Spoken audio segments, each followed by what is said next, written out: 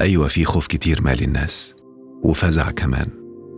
أيوة، في ناس كتير بتمرض كل يوم، وناس بتموت.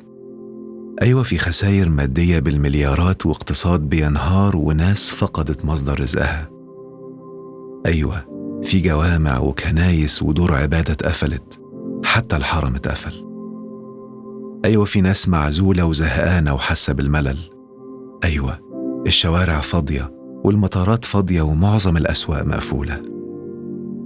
في خوف كتير مالي الناس، بس في أمل وتفاؤل، لأن أحلك لحظات الليل هي اللي قبل طلوع الشمس.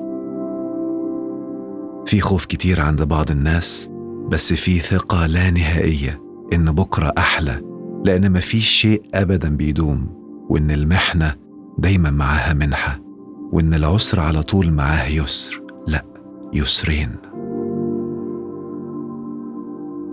أيوة، في ناس كتير بتمرض كل يوم، وناس منهم بتموت، لكن في تفاؤل وفرحة وسعادة بإن أعداد اللي تشافوا أعلى من 70%.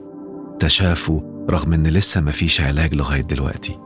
ومش عشان في ناس بتمرض جسدياً نسمح لقلوبنا وأنفسنا كمان إنها تمرض. المناعة النفسية أهم من المناعة الجسدية. حافظ على رقيك ورقة قلبك وإحساسك بأخوك في الإنسانية، وادعي لهم بظهر الغيب، فأسرع الدعاء إجابة، دعوة غائب لغائب. أيوة، في ناس كتير بتتصاب، بس نسبتهم قليلة جدا جدا بالنسبة لعدد سكان الدولة. وكل واحد في الدولة لما يلتزم ويقعد في بيته هيكون بيعمل نوع مختلف من الجهاد، جهاد بوعي عشان نحمي بعض ونقلل فرص الإصابة لناس تانية جديدة. أيوة، في خسائر مادية بالمليارات، واقتصاد بينهار، وفي ناس فعلا فقدت مصدر رزقها. لكن في مبادرات وتحديات رائعة فجرت الجانب النظيف اللي جوانا، وبينت إن الخير موجود في الناس لغاية يوم الدين. مبادرات رائعة ملهمة بتفجر فينا السعادة والإحساس بأننا كالجسد الواحد، إذا اشتكى منه عضو تداعى له سائر الجسد بالحمى والسهر.